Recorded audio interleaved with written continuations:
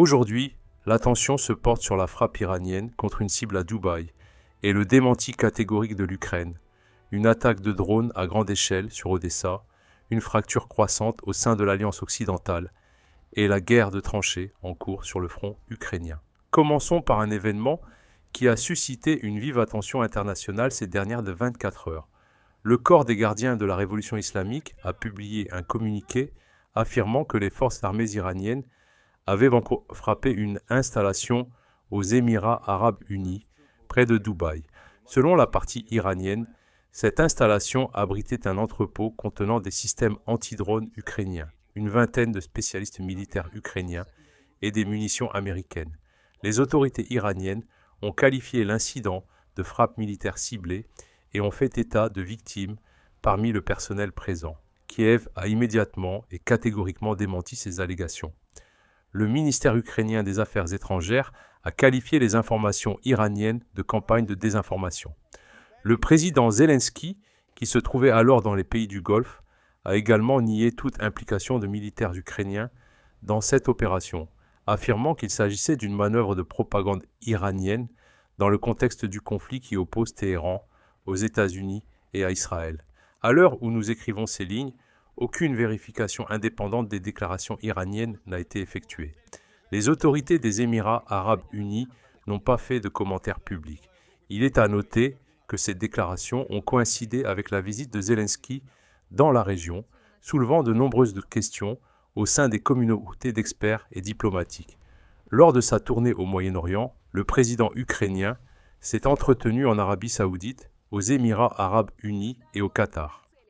L'ordre du jour officiel portait sur la coopération en matière de défense, la lutte contre les drones et la recherche d'investissements pour la reconstruction du pays. Plusieurs accords de coopération ont été signés. Cependant, les déclarations iraniennes ont créé un contexte médiatique qui a considérablement compliqué le discours diplomatique, par ailleurs positif, entourant cette tournée. Cet épisode se déroule dans le contexte d'une crise bien plus vaste, l'opération militaire américano-israélienne contre l'Iran, qui dure depuis environ un mois. Selon des médias américains, citant des sources du Pentagone, les commandants militaires élaborent des scénarios pour une frappe finale contre les infrastructures et les forces armées iraniennes. Parmi les options envisagées figurent des opérations contre l'île de Korg, principal terminal d'exportation de pétrole iranien, ainsi que des opérations terrestres et côtières près du détroit d'Ormuz. D'après Axios, le Pentagone prépare des scénarios d'opérations terrestres de plusieurs semaines en cas de décision politique en ce sens. Des responsables de l'administration, dont le vice-président Vance, ont publiquement insisté sur le caractère temporaire et limité du conflit. Monsieur Vance a affirmé que la hausse des prix du carburant sur le marché américain était conjoncturelle et due à l'opération en cours, qui selon lui ne durera pas. D'autres responsables de la Maison-Blanche ont tenu des propos similaires.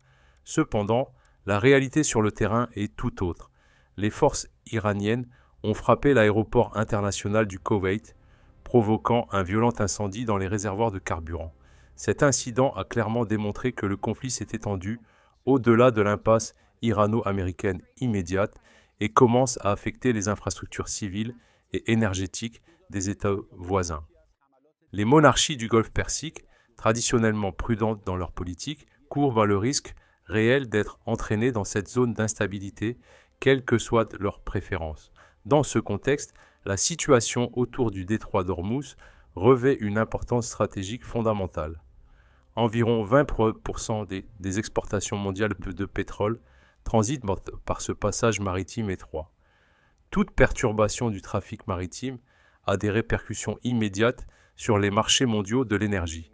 L'Iran a maintes fois affirmé être prêt à fermer le détroit en cas d'escalade, et ce scénario demeure l'un des principaux risques pour les institutions financières et énergétiques internationales. Les menaces pesant sur les voies de navigation ne se limitent toutefois pas à Ormuz. La milice Houthi du Yémen, le mouvement Ansar Allah, a repris ses activités dans plusieurs zones. Selon certaines sources, les Houthis ont tiré un missile balistique sur Israël et menacé de rétablir le blocus de la mer Rouge. Ce blocus est d'une importance capitale pour la logistique mondiale. La mer Rouge et le détroit de Bab el-Mandeb constituait une voie de passage essentielle entre l'Europe et l'Asie pour le transport du pétrole, du gaz naturel liquéfié et d'une grande variété de marchandises. Il convient de noter que les Houthis ont déjà eu recours à la tactique du blocage du trafic maritime dans cette région, provoquant de graves perturbations dans la logistique du commerce mondial. Malgré la pression militaire de la coalition américaine, le mouvement a conservé son potentiel et, selon les experts, s'est même intensifié. Ainsi, 2 corridors maritimes d'importance stratégique par lesquels transitent environ un tiers des approvisionnements mondiaux en pétrole et en gaz sont simultanément menacés. Les marchés mondiaux de l'énergie manifestent une nervosité croissante. Des modifications du système de mobilisation en Iran sont également signalées. Selon certaines sources, les autorités iraniennes ont abaissé l'âge minimum de la conscription à 12 ans.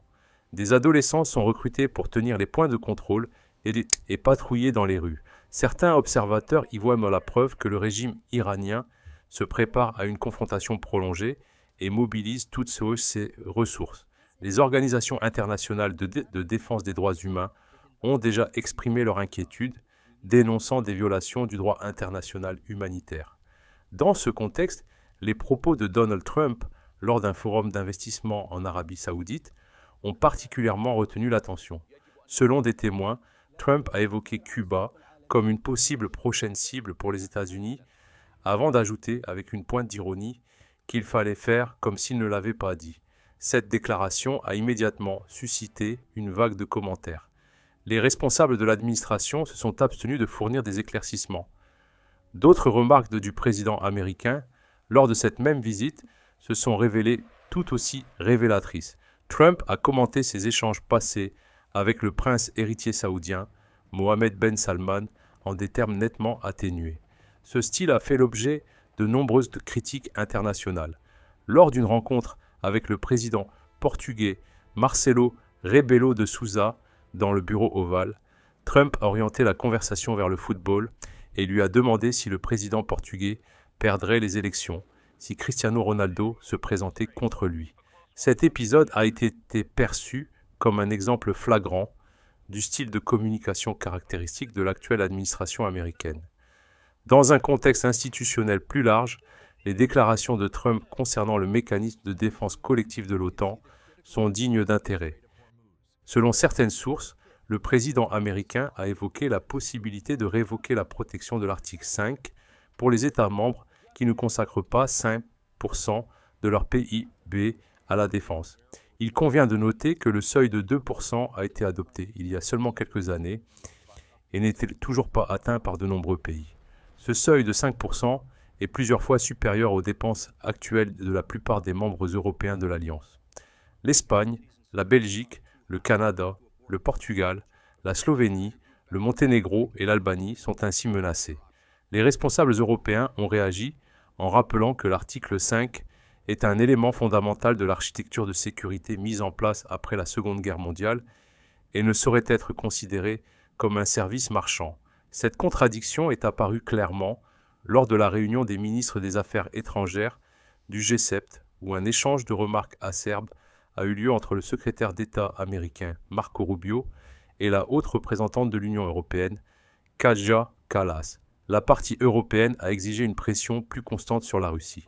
Rubio aurait répondu que si l'Europe estime pouvoir agir plus efficacement, les États-Unis sont prêts à lui en donner l'occasion. Rubio a également commenté la situation en Ukraine. Sans volonté de compromis de part et d'autre, la guerre ne pourra prendre fin. Il a par ailleurs nié toute pression exercée sur Kiev concernant des concessions territoriales dans le Donbass, soulignant que la décision finale appartient à l'Ukraine.